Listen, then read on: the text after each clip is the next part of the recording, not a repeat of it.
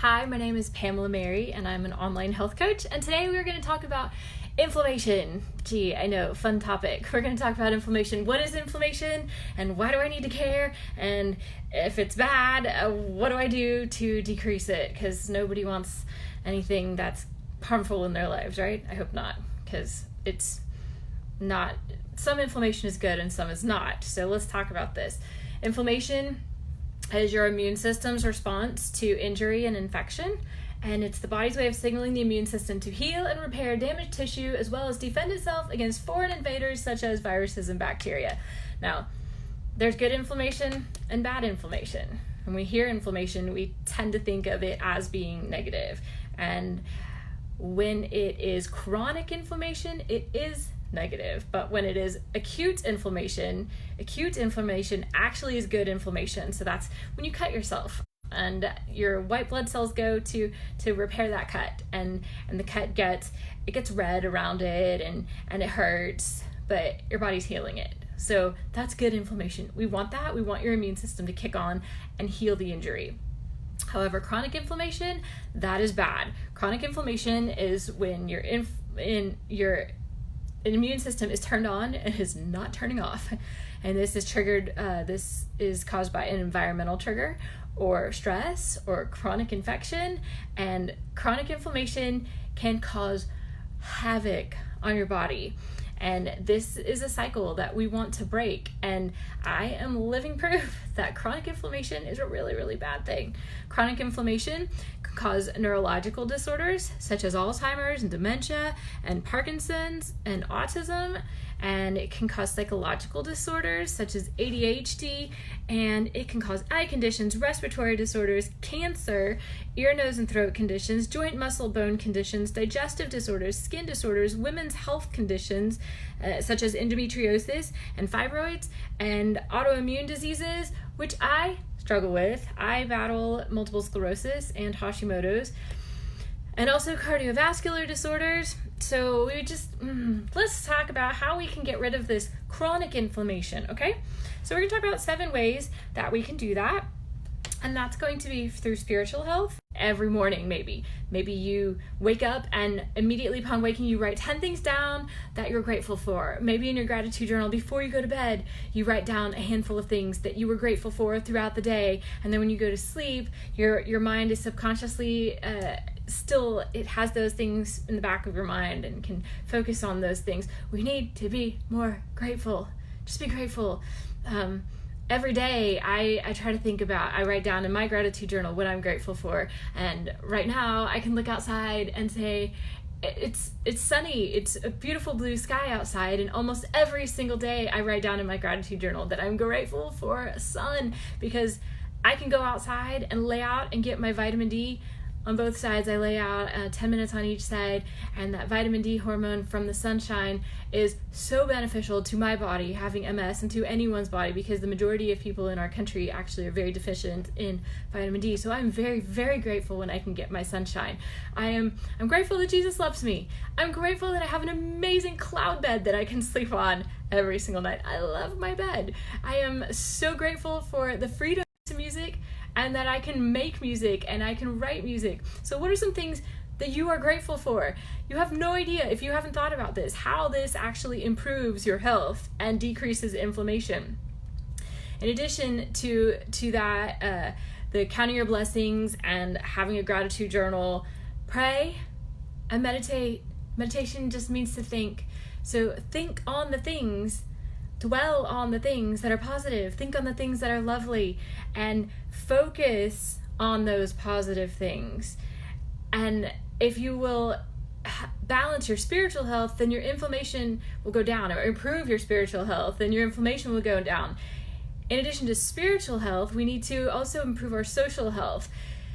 It is extremely important to have a good community around you. So your social health, that seems obvious, right?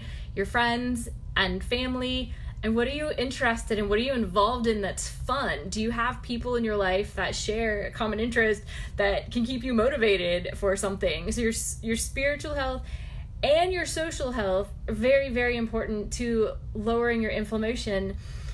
And when you have, studies have shown that your social health actually improves your immune system and improves sleep and relaxation. Back to spiritual health, studies have shown that spiritual health, increasing your spiritual health, also improves your immune system and improves sleep and pain. So let's improve our spiritual health, let's improve our social health, and now let's move on to sleep. All right, so this one, some of these things seem super obvious. Sleep in a dark room. But how many times do we sleep and leave a light on somewhere? Even like a small light. Make it dark. Or maybe you have a switch that you can set it so that it turns itself off at a certain time of night, but turn off that Wi-Fi so that that's not bouncing around in your house.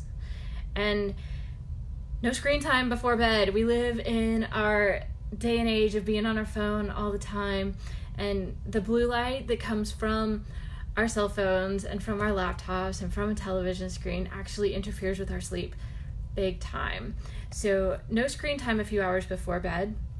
Or I like to read on my phone, and also sometimes I used to like to maybe watch TV or watch a movie or something before bed. So for Christmas this past year, it was a surprise, but I was given a gift of these cool red glasses, and they block out the blue light. And the first time I put them on, so when Summer first put them on, she's like, oh my gosh, I suddenly feel so relaxed. I kind of freaked out because it's super weird when you're wearing red glasses and everything is, I felt like I was in a sci-fi movie. But literally 20-30 minutes into maybe watching a movie or reading a book, I am dead. I am relaxed. I am done. I'm like, okay, I'm done. Let's kill the lights and go to sleep. So these are my red glasses. This brand is True Dark, and I love them if I'm going to be reading a book or on my phone or watching something. This helps block out that blue light and helps you fall asleep. So we want to improve our spiritual health and our social health and improve our sleep. And so the next one, we want to decrease stress. Again, that seems pretty obvious. So in order to lower inflammation, we're going to decrease stress. 80% of complaints given to primary care physicians are about stress. So how do we reduce stress? Other things, it's just, again, it seems so obvious. Reduce stress. Deep breathing, okay? So when to breathe diaphragmatically, you can hold that for a few seconds and let it out. Deep diaphragmatic breaths. We want deep breathing. Massage. Now that's great, right? Everybody likes massage. You can go get a massage. You can have your significant other give you a massage and switch vice versa, but that's going to reduce stress. Lavender essential oils, there are a whole lot of essential oils that help to reduce stress if you diffuse them, or if you mix them in a carrier oil, you can rub them on your hands, rub them on your chest. And lavender there's a brand that I just love, and that is very common. Baths, salt baths, magnesium baths, that also helps with sleep. Epsom salt baths will definitely help with sleep. Take a bath. So that's super cheap and super easy. So we're going to lower inflammation by increasing our spiritual health, by improving our social health, by improving our sleep. We want 7 to 9 hours of sleep. I don't care what anybody says. They can function on 4, they can function on 6. It's not good for you. And we want to decrease stress. Okay, moving on. We want to improve gut health. And to improve gut health, we want to remove, replace, repopulate, and repair. So, starting with remove, we're going to remove crap from your diet, okay? We're going to get rid of foods with toxic chemicals, artificial foods. Don't eat at fast food restaurants. Throw away all the crap. It's not good for you. It's not good for your family. It's not good for anyone. It needs to be in the trash can. And so get rid of the toxic chemicals, artificial foods. Sugar. Oh, sugar is so bad. Sugar causes inflammation. If at all possible, remove sugar from your diet entirely. Don't eat it. No cookies, no candy, no sweets. It's so bad. So I really, really encourage you, if you can remove sugar from your diet, do that. Hydrogenated oils, especially fast food restaurants, oh my gosh, there's the oils that foods are cooked in, and recooked oils. It's actually so absolutely terrible for you. So hydrogenated oils are really terrible.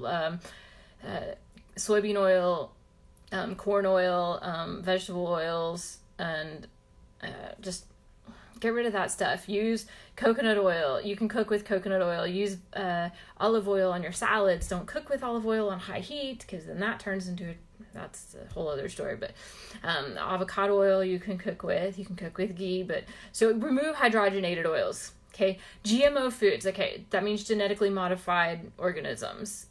It's just basically like petri dish food. So if you know it's genetically modified, don't eat it. Basically, if it's organic, it's not GMO.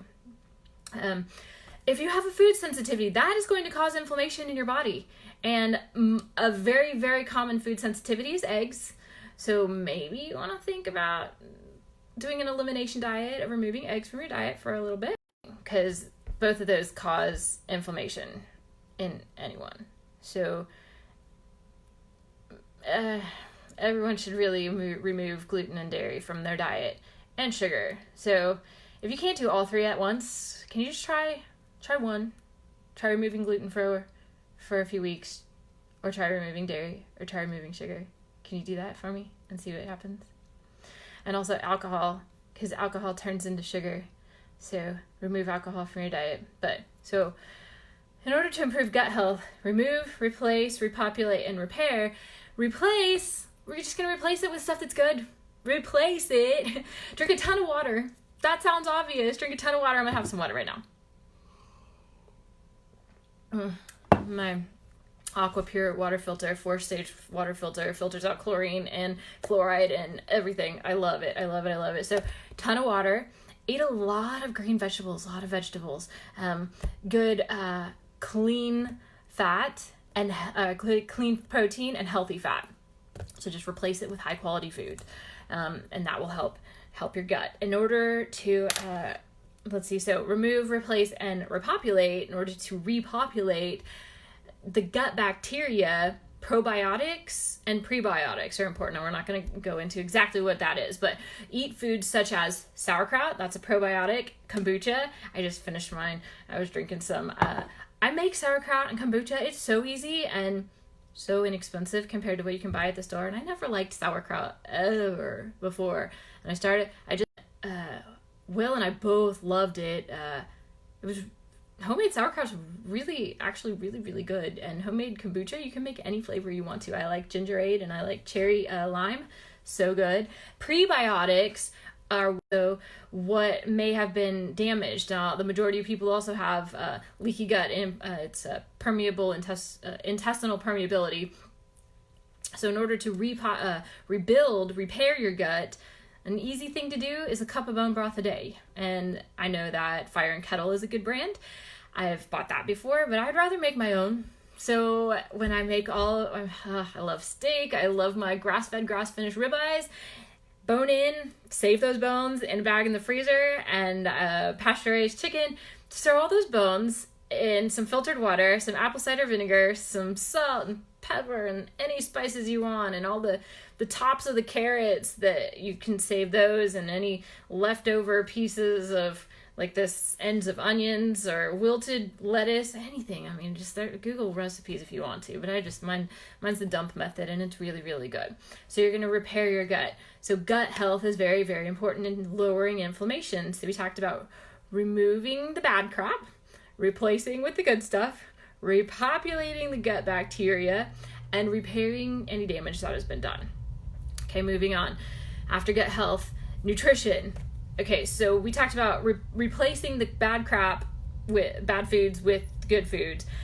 And obviously, if you're eating good foods, that's beneficial for your entire body. You're going to be able to better regulate your glucose and insulin levels. And so nutrition, kind of already went over that.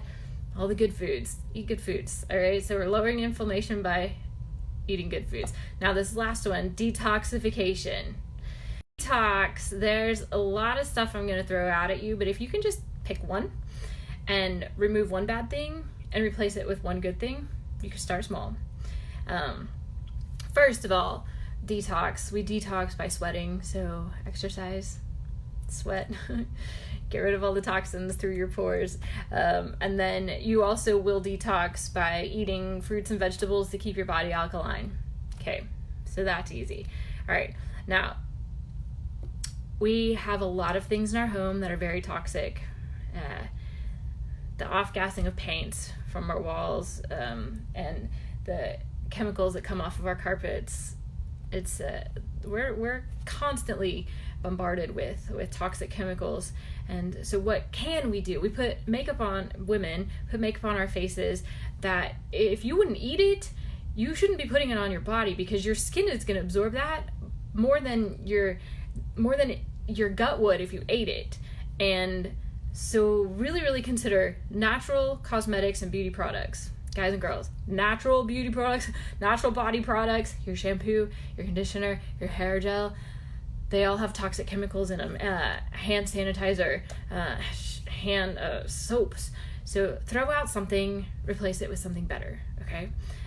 Your water, like I already talked about. My water is, I use an AquaPure, I don't remember. I can find out if you really want to know. It's in my kitchen, so I'm not going to go look at it. AquaPure. 4-stage water filter, gets rid of the chlorine and the fluoride, and it is delicious water. It is so good. And I use a HEPA filter in my bedroom, HEPA air filter in my bedroom, so that in a few hours before I go to bed, so that my air is purified in my bedroom. And I also, in my house, my air conditioner filters are the highest MERV rating that I can buy.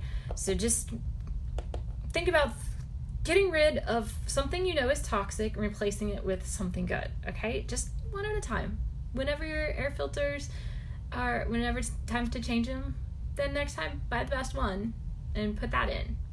Or whenever you run out of your favorite lip gloss, go buy something else that's a natural product or an organic product. The EWG has, you can type in and see how many toxic chemicals or how they rate it. And then to detoxify your body and your mind, laugh and be joyful. Again, we're going back to gratitude. Just laughing actually detoxifies your body. So in a nutshell, to lower inflammation in your body, my body clearly struggles with inflammation because I have MS, and so if I hadn't had all these external circumstances and stress, just because you have something, a genetic predisposition to something, does not mean you're going to develop that. Your epigenetics, they're not necessarily going to be turned on, okay? Those genes that you might have doesn't mean you're going to get that cancer. It doesn't mean you're going to get that autoimmune disease. If you take care of your environmental circumstances and keep your stress, manage your stress, lower your stress, reduce your stress, and surround yourself with a support system, and you stay positive so that you don't develop stuff like I have to deal with, and you'll be better off for it. You can prevent autoimmune disease, you can prevent cancer, and if you already have these things, then do what I just talked about in reducing inflammation so that you can actually begin to reverse the autoimmune disease. And in a nutshell, so we're going to reduce inflammatory foods and add probiotics and bone broth. Magnesium salt baths are great for de-stress and detox. Increase your veggie intake and the clean proteins and the healthy fats. I didn't talk about it, but intermittent fasting also helps to get back to optimal health. Limit your toxins in your food and in your environment. Stress management is very important. Good quality sleep and positive friends and family and gratitude. So reducing inflammation in your life is not really all that tricky when you have the tools. When you know kind of what to look for, that these are the red flags and this is what's really good, so I'm going to do more of this, or I'm going to eat more of this.